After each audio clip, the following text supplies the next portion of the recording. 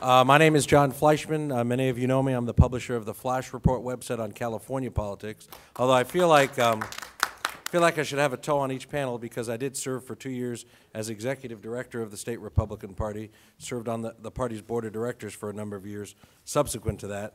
The plan for the second half of this program is to have the people on this panel kind of talk to the people on that panel, and I suspect it's going to be a combination of one part we know better than you, and one part can you clarify. But very quickly, I'm going to just quickly introduce the folks that are on the media panel today, and then I'm going to go to each of them to give them an opportunity to say a few words, and then, frankly, after that, I think the best format is going to be for you guys to direct questions to folks over there, and frankly, the more that you call out an individual person and the more that you embarrass them for something specific that they said, then the more I think it's in spirit of the program that we have in mind today.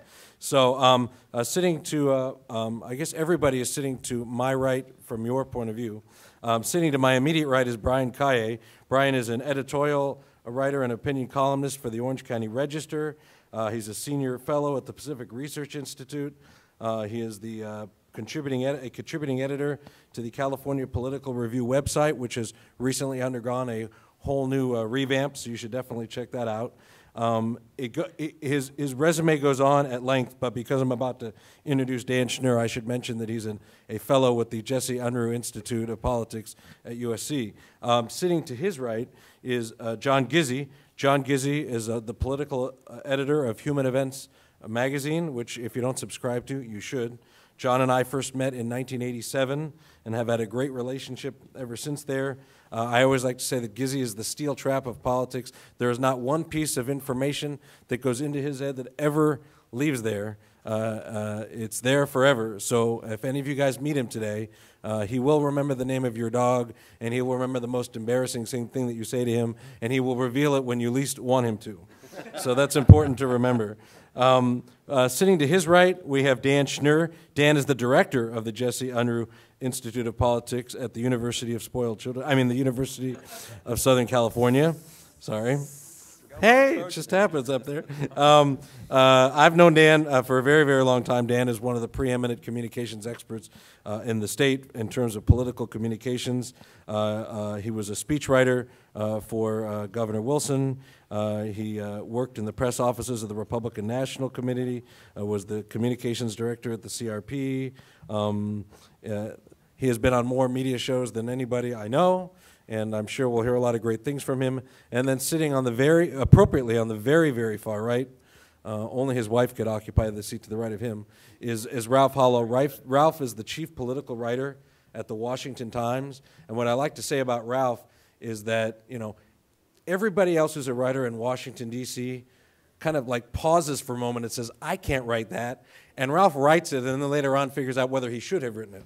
So because that's the way he operates, he oftentimes is the first one to break news in Washington, D.C., and he has really perfected the art of crypto news / opinion written together. So it works very well. You don't want to be on his bad side. And he certainly has a lot of great things to say about conservatives.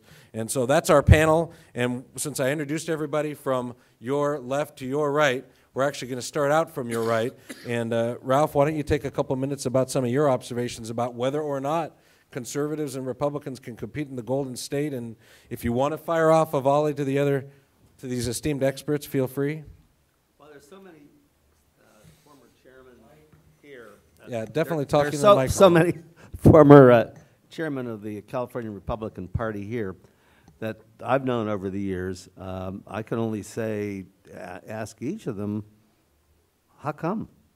What Mike Schroeder had, as you probably all know, he came up through the California Republican Assembly. He headed that before he assumed the chairmanship of the California Republican Party. He's had excellent training in conservatism, in conservative action. He wasn't able to do it. Ron Nearing, a brilliant guy, as you all know. When he speaks, people listen, except people in California, apparently. When they go to, I don't get it. There are so many people here who are so good, so talented. Is it something in the air or the water in California? I really don't know. And I guess. But you have to frame all of these. Once you get past the part where you flatter all of them, and then you get to the real question, which is. Well, try to figure out which is the one to nail. Who's at the end? I can't see. Nearing. Yeah. You can nail me. I'm happy to do it. Yeah. No, I mean, I'll respond No, Mike, to you it. can't inject until he asks the actual question. I thought Yeah. the question was, why didn't it work out so well? Yeah. Well, the question, Michael. Well, I'll give it to you, Michael. All right. You used to tell me on the phone every third day. We're 3,000 miles away. The plans you had and what you were going to do, and it would get me on fire. I would get so excited. And we got a real conservative running the California party. We're going places. What happened, Michael? Well, some things happened that were good, and some things happened that weren't good. I mean, on the one of the plans that I talked to you about was the idea of bringing more Hispanics into the party. That part worked. I mean, we ended up electing 5 Hispanic Republican legislators, and we did pick up legislative and congressional seats when I was chairman. Unfortunately, and there's just not much you can do about this, we had one of the worst candidates in California history for governor, Dan Lundgren. You know,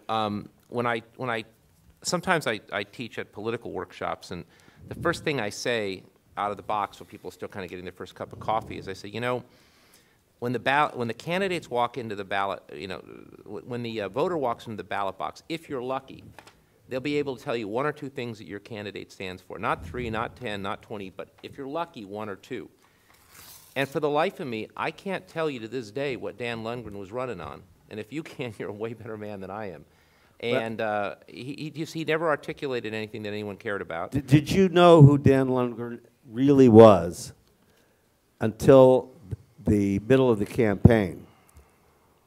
Because, I mean, Dan Lundgren was somebody else. When Dan Lundgren was in Congress, he was somebody else.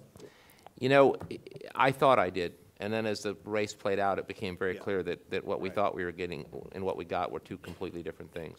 So this is the problem that Republicans have, some Republicans have, who have lied to us over and over again about who they are. Ralph, let me just add one point to what Mike said and to put a sharper point on it, and that is to say that we operate in America in a candidate-centric system. Europe, by contrast, also with democracies, is a party-centric system. There's a huge difference. In America, in Europe, it's the party leaders who handpick and choose the candidates. In America, it's individual voters who choose the candidates. There are no primaries in most of Europe. The primary is a nomination process. So the power that the party chairman has to direct candidate messaging, I was chairman for 4 years. The number of phone calls I received from a legislator asking, Ron, how should I vote on this bill? 0. The number of calls that I would get, Ron, what should my message be on this? 0, because they're not directed by the party. We're in a candidate-centric system. There are certain things it's important to distinguish what can the party control versus what can it what it can't control. As party chairman, you can control 3 things: finances, personnel, and finances and personnel. That's really it. I have a question. Let me just cut you off real quick, Ron. You know, if you control finances, you control a lot for these elected officials in Sacramento. So I would throw a question to Mike or Dr. Del Junco as to how many calls they got in terms of how they should vote on certain things or the influence they felt they had. Because I think that a strong party chairman, not saying that you were not a strong party chairman, uses the mechanisms of finance to control the members of the legislature and hold them accountable to conservative policies. As a good relationship that I had with all my elected officials, from the president down, I don't remember having ever a call how they should vote or not. They might ask me what was the general opinion of the board. Besides that, I don't think that's a function of the chairman of the Republican Party. The function of the chairman of the Republican Party is to elect Republicans to the Assembly, to the Senate, to the Congress, and statewide. And your program and your fundraising and every aspect of the function of the Republican Party is for that purpose and only that purpose. And it is your obligation to unite the candidates and establish a platform that comes down from the National Committee and then is established by the state. But I never felt that my function was to tell the legislative officials how they should vote. Yeah. I'm going to interject here simply because our format doesn't allow every chairman to respond to every question, but I will now turn the table over to John Gizzi for general comment and the opportunity to ask a question or two. Oh, here you go. I was beginning to believe that I didn't have a microphone in front of me because my voice carries so much. That's why Jim Lacey brings me back every year for the Western CPAC. But it's a pleasure to be back here. I have to say, what resonated most with me was the comment of the chairman earlier about the taxes and spending issue. The author M. Stanton Evans once said that taxes are the gold standard of conservatism in political campaigns, and when I hear that a candidate abandons them, I might as well conclude that he or she writes her concession statement. Which reminds me this issue will be even more potent next year. Just last night, the Secretary of the Treasury was working late and went home in Washington, D.C. in the dark, and a stick-up man came up to him and said, "Give me your money." And he replied, "I don't think you know who I am, sir. I am Secretary of the Treasury Tim Geithner." And he said, "All right, give me my money." My question is about another topic, and I would like to continue a colloquy that I had with Chairman Nearing and Schroeder beforehand. Everything you say, and particularly what Ron Nearing said about losing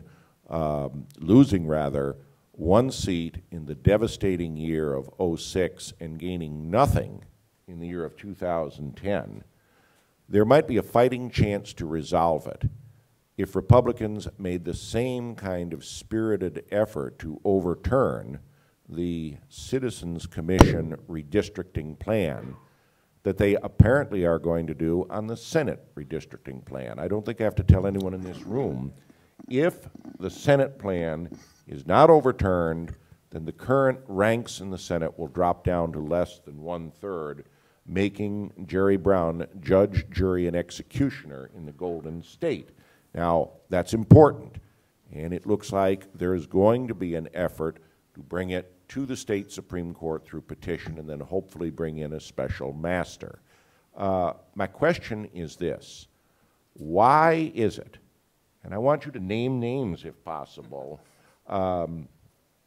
gentlemen, that the same spirit has not been applied to overturning the congressional redistricting plan, which will cut the current ranks of 19 to perhaps 13 in California's 53-member congressional delegation.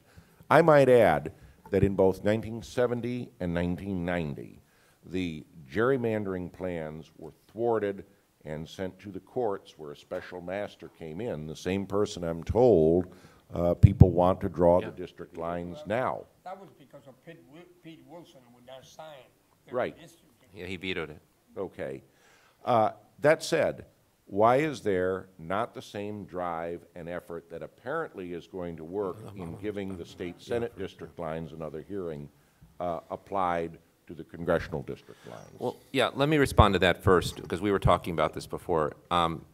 You need to take what's going on the congressional lines is inexcusable. I mean, we got badly gerrymandered by the redistricting commission as in the congressional lines and the state Senate lines. Now, if you want to talk about some heroes, the leaders in the state Senate jumped on it right away. They said we have to get on doing a referendum. They put together an operation. My understanding is they needed to raise about $2.5 million, and they've raised about 2.2 to 2.3 million of that, and it's going to get done, and this is going to get referendum. So at least we'll have a shot at keeping decent lines. By contrast, the congressional leaders in this state, and you need to look at all of them, have collectively failed. The congressional delegation never voted to referendum the lines. And the reason is that some of them had some really nice, cushy, safe seats that benefited them personally, and some did not, and they couldn't get a consensus going. So the effect of it's going to be that we're going to lose somewhere, depending on who you believe, between 3 and 6 seats. It's inexcusable, and there's nobody in that delegation that's innocent on this one, in my opinion. Yeah, and I should add as the moderator, but who has information, I mean, because John likes to name names, the single strongest advocate within the California congressional delegation for not referending the lines is Congressman Kevin McCarthy of the Central Valley. He's got a +17 Republican seat, but literally when the efforts were made to do that, he was on a trip in Israel, insisted that the delegation have a telephone conversation, and then proceeded to call every single member of the California delegation and tell them how much worse their district could get. And you know, when you're the #3 guy in Congress, you've got a lot of clout. So if you wanted to specifically look at one guy, that having been said, I mean, he's only one congressman out of an entire delegation. So just because he's taking a strong tone for what will protect his personal interest does not mean that he's responsible. As Mike said, the responsibility is collectively the entire delegation. Kind of the way it works is, had the delegation voted formally to referend the lines, that would have then kind of triggered an opportunity for Pete Sessions and the National Republican Congressional Committee to weigh in with funds to put that on the ballot. But his hands were tied because NRCC rules prohibit the NRCC from engaging in a state if the state's delegation doesn't first give the green light. John, can I follow up with a quick question? Sure. Now we're going to kick this over to... I want to answer this question because I have some experience. I Apparently think Dr. my Delrico's term was the only one that we referendum, all three assemblies, Senate, and congressional lines. I want you to know that, again, the leadership of the party plays a tremendous role. As soon as this came out, I had a meeting in my office with Bill Campbell, Naylor, and some members of, that go, I don't want to mention, and we decided that we were going to do this in all three parties. That night, I flew to Washington, and I got the endorsement and the first signature of President Reagan. The party loaned the committee $1 million to start the ball rolling that we had in the bank. And again, I think that the party has a tremendous role in this issue. I think that we should be doing with the Assembly and the Congress the same thing that we're doing with the Senate. All right. John, Dan Schnurr. John, I have a broader question about redistricting for any of the chairs who would like to address it. The current gerrymandering, as I think most of the people in our audience knows, was accomplished 10 years ago with bipartisan support, not just the Democratic majority in the state legislature, but the overwhelming majority of Republicans in the state legislature as well. Any number of Republicans also opposed the redistricting initiatives on the ballot in 2008 and 2010, practically speaking, saying in a state that is trending more and more Democratic, if we create more competitive seats, that could allow us, if we create more competitive districts, that could allow us to lose more Republican seats. My question for any chair who would like to take it is a more philosophical one about redistricting. Is the Republican Party and the conservative movement better off with safe seats for members of both parties in order to protect against losses?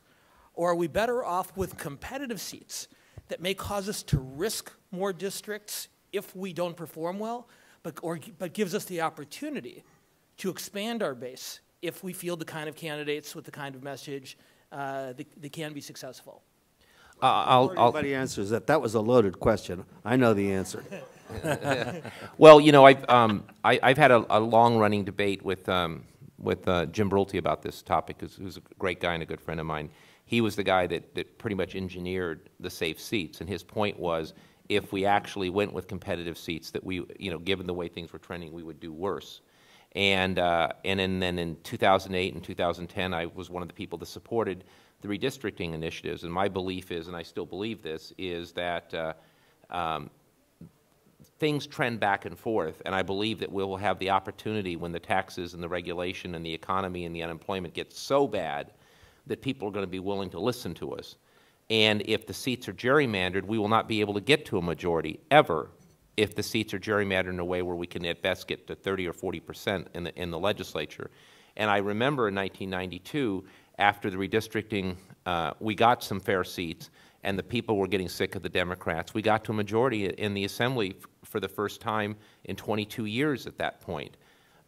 Something that we can't do. Having said all that, Jim is mocking me quite a bit recently, been pointing out that just what he predicted was going to happen is happening, and it looks like unless we overturn the current redistricting maps, that we are going to do significantly worse in Congress and in the state Senate and the Assembly than we're currently doing, and that the Democrats may get to 2/3. But in some respects, I think that's simply how democracy works. We get the government that we deserve, and if the Democrats get a chance to run the place completely, maybe people will become more open to our message. Ron, did you want to comment on it? I think when you're in the, one of the things which not all of our elected leaders totally get is that when you're in the majority, it's your responsibility to govern. When you're in the minority, your primary responsibility is to get into the majority. I want to see 53 competitive congressional districts across the state. That would be the ideal. We can't have 53 congressional districts because the maps would just look even more bizarre. But competitive districts, I think, create better candidates. They create better elected officials who have to spend more time in the district, working with the various constituencies in the district, and doing a better job bringing our party's message into every part of their district as well. I vote for more competitive. All right, we're going to take, Brian Kaye has a question for at least one of the chairmen. Thanks. Just thinking through some of the comments that the three of you made, one thing that strikes me interestingly is that there seems to be an erosion of identity in our country, but also in our state, an erosion of identity with party, an erosion of identity with country, patriotism. With that as a factor, how do you make more people identify with the Republican Party, also taking into consideration that Democrats aren't seeing a rush of people in California to them? The rush is going to decline to state voters. So what can be done differently? And I also, would like you to address Latino voters. I know you talked about that earlier, but take into consideration that when Prop 187 was passed, I was a 7th grader, and probably I'd say 1/3 of my classmates walked out of school and blamed Republicans for that. So these are long wounds that need to be healed. And so states like Texas and Florida have attracted Hispanic and Latino voters, yet California can't. Is it because of the Republican Party's rhetoric? Let me take a shot at that. First is that, to address the second part of the question, every one of our Republican candidates in San Diego County wants to go down to the border, since we're a border county, and have their picture taken with Border Patrol agents. They do, because those photos help them in a Republican primary. They want to be seeing photographs inspecting that fence. But it's not only conservative Republicans who watch television and who get that mail. It's Latinos who see that as well. And the same message that you're sending to Republicans is not the same message that's being received by Latinos. You know what they see? That you are down there inspecting that fence to make sure grandma never makes it here. That sends a very different type of message. So we have to be careful in terms of how we articulate a message and how messages to some groups are being interpreted by others. Nobody cares what our position is on, no Latino cares about our position on capital gains taxes if they believe that our party wants to either deport their grandmother or prevent the rest of their family from being seen here. And so there's the intense demagoguery is taking place, and what is happening is that a constituency which should be voting with us, absent the immigration issue, is being demagogued on that particular issue, and they're voting for Democrats not because of the party's position on tax or these other issues, but because they have been able to spin Republican activism on this issue to mean that we don't want them here in the first place. Did one of the chairmen want to speak to the first? I want to answer that. I know you do, but not every chairman gets to answer every question. Well, but if you want to address the first half of his question, No. he wants to talk about erosion of party identity, and I want to make sure that if we have a chairman who's willing to discuss that. I want to discuss this issue that he referred to. All right, I guess because we're going to talk about it. Let me just tell you this. I'm a Hispanic. They didn't give. This is a weak moderator system. I cannot turn off his microphone. I practiced medicine in East Los Angeles for 30 years.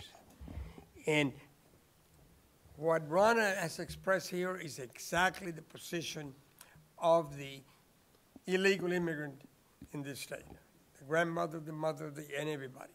But I can assure you, and all I can tell you is, run a survey among voting Republicans, and you will find that the position of those who vote is diametrically the opposite of the position by the illegal immigrants. Why do the illegal immigrants have such a strong voice? because they have the media, newspapers, radio and television, because they depend on that audience to prevail financially. And today, the opinion of the illegal immigrants and the leadership of the illegal immigrants, it's a loud voice because they have the support of the media, this Hispanic media. I think that what we have to do is to run surveys among these people, I mean, and not shoot from the hip. Do you want to answer the first part of the question? Yeah. I agree with what Terso said. There is an erosion generally of party identity. I mean, if you look at the number of people that have gone over to decline to state, it is a larger number than it used to be. But I don't think it changes the fundamentals of politics. Political parties and candidates are always a coalition of groups. And in the Republican Party, we have fiscal conservatives as part of our coalition. We have pro-lifers as part of our coalition. We have some people that are pro-choice as part of our coalition. We have a variety. We have agricultural rights people. We have water rights. We have all kinds of different groups that are part of a coalition. You get to a majority on Election Day by having a coalition that works. You don't get to a majority if you just say this is one issue and you kick everybody who's the party out.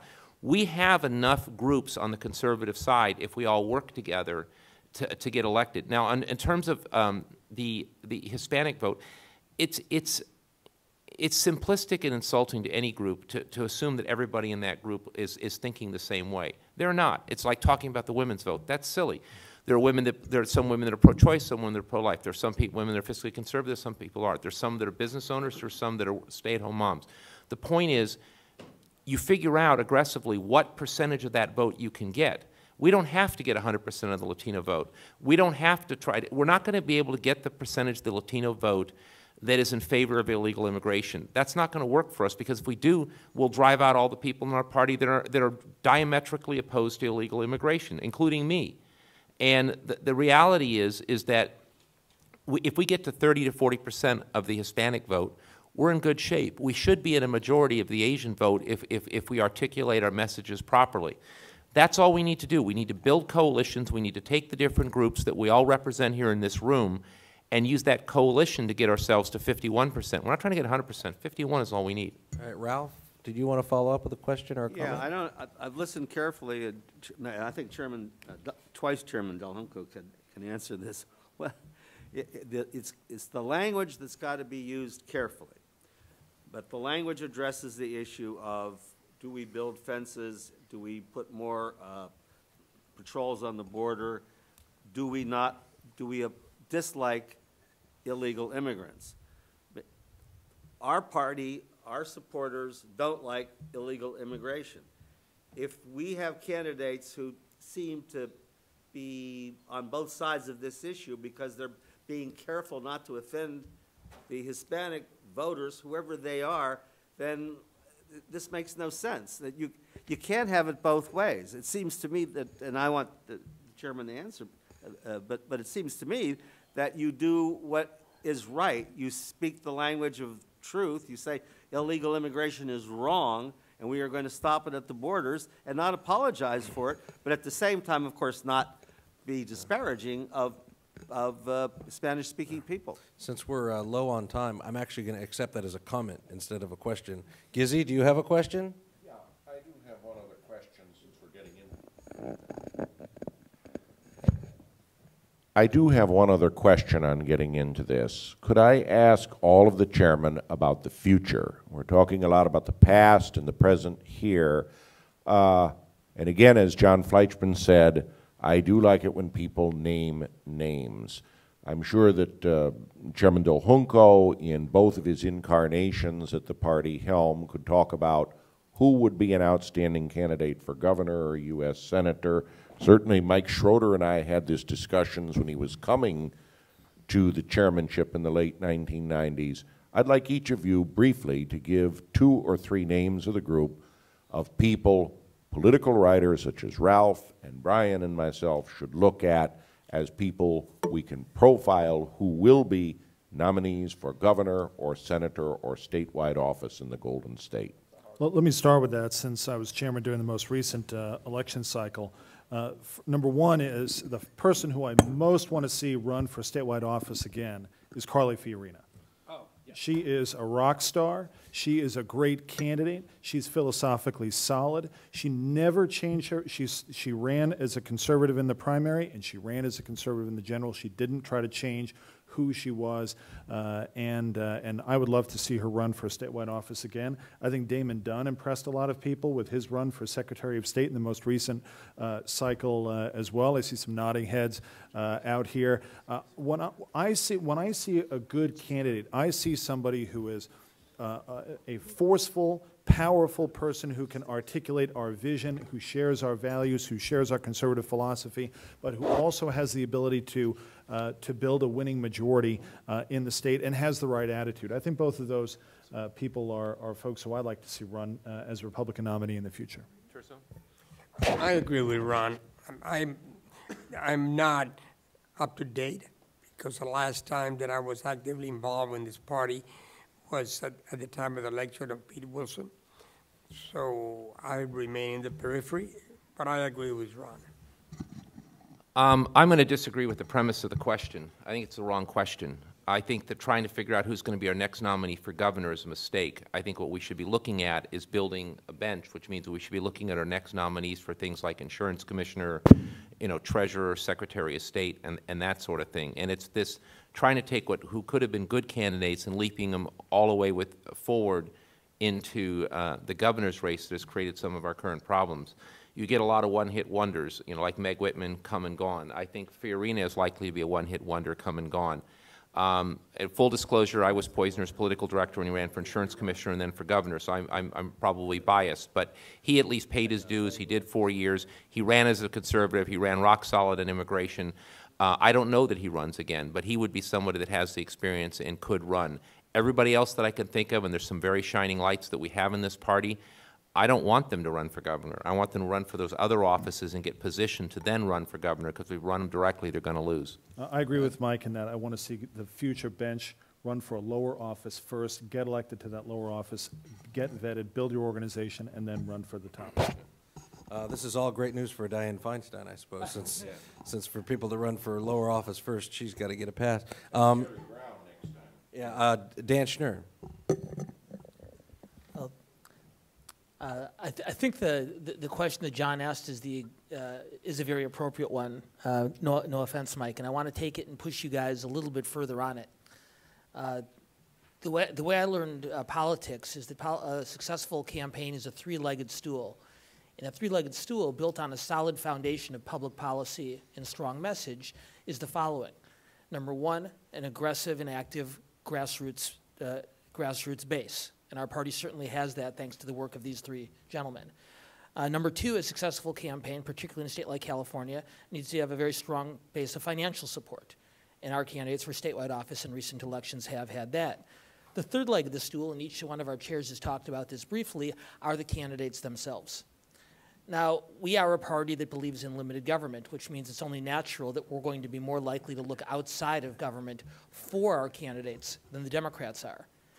That said, by 2014, by the next election for governor, it will have been 16 years since we ran a candidate for governor who had previously held elective office. Meg Whitman, Arnold Schwarzenegger, Bill Simon. You go all the way back to Mike Schroeder's favorite candidate, Dan Lundgren, in 1998, since we ran a candidate with statewide office. The two people who Ron Nearing named as potential leaders in the future, Carly Fiorina and Damon Dunn, neither of them have held elective office before.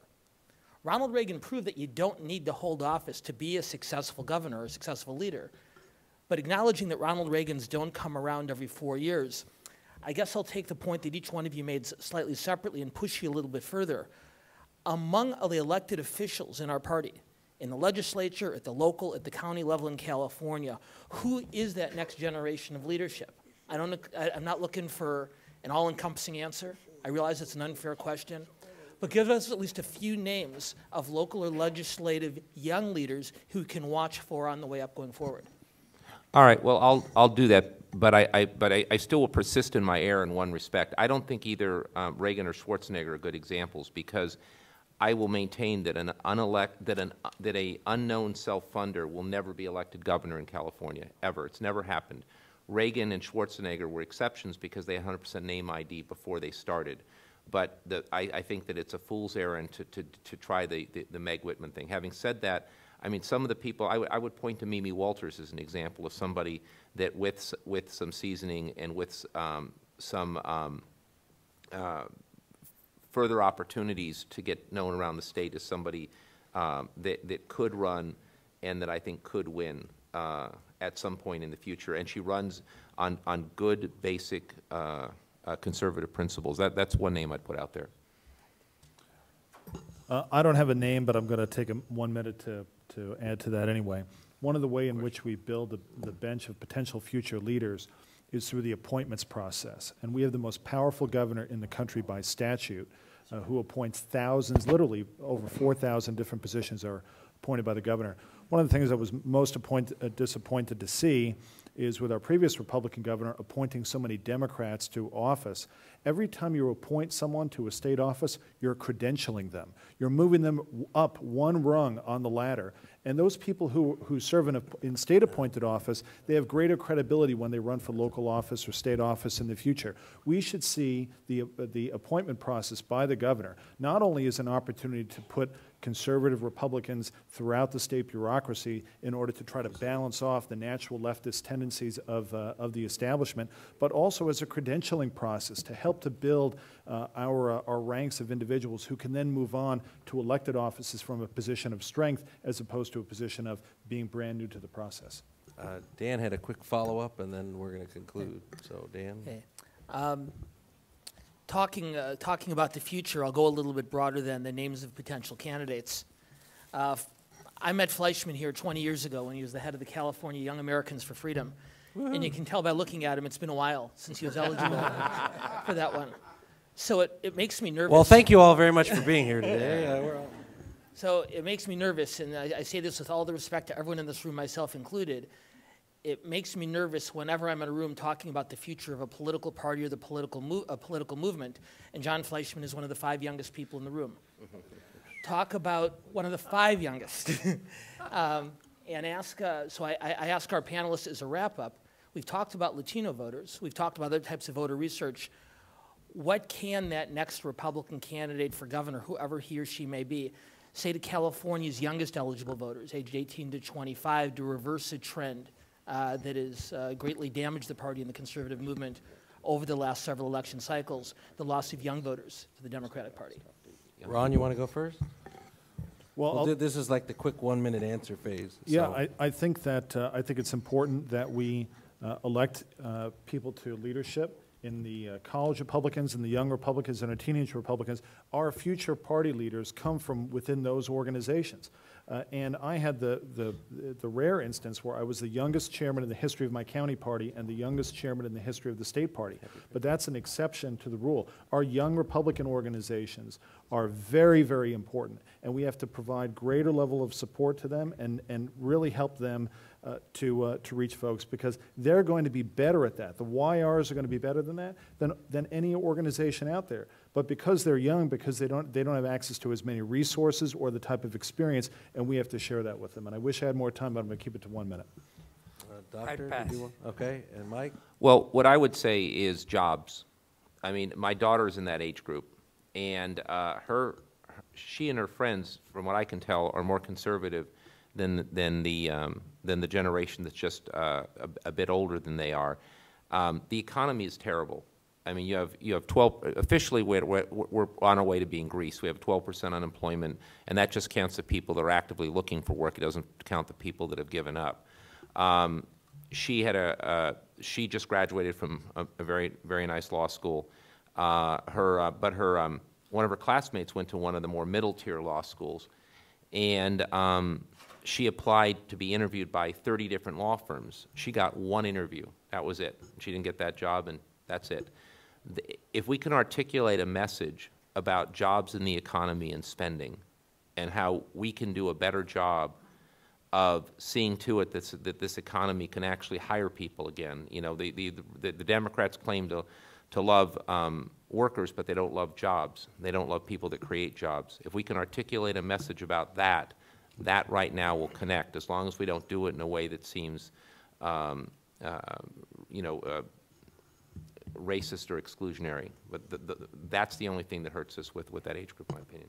I'm going to exercise my prerogative as the moderator to finish this panel with just a few points of my own that I've been wanting to make, but thought I would wait till the very end so that none of my colleagues to my left would have an opportunity to speak to them. These are just some challenges facing us as a party in California. Prop 14 has been understated. Mike Spock talked about it a little bit, but the existence of an open primary in California is going to make it very much more difficult for our party to put forward candidates that are going to present a clear, sharp contrast with the Democrats. And this is not just candidates for Assembly, Senate, and Congress, but we're talking United States Senate and Governor.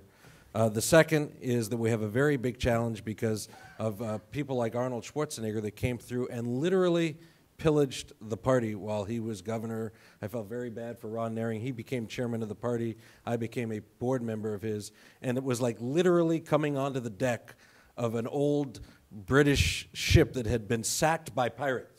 And everything that could be taken off that boat had been taken off, down to the last $25,000 donor who had been called by Schwarzenegger saying, you need to give to the dream team instead of the party. But the pirates left $4.3 million in debt. Right, the party, yeah, this is great. The pirates not only raided everything on the ship, but then left their bills. And then the last thing I would say is that California is never going to be winnable for Republicans unless we can curb the influence financially of the public employee unions that have dominated political giving in the state. Gizzy, you talked about what's going on with the congressional delegation, and so did Dan Schnur. Frankly, what's the point of having competitive districts if you can be outfunded 20-1 in every competitive seat that you have? All right, thank you all very much. We are now out of time, but we'll look forward to seeing you at our reception tonight, honoring Tom Fuentes. Thank you very much.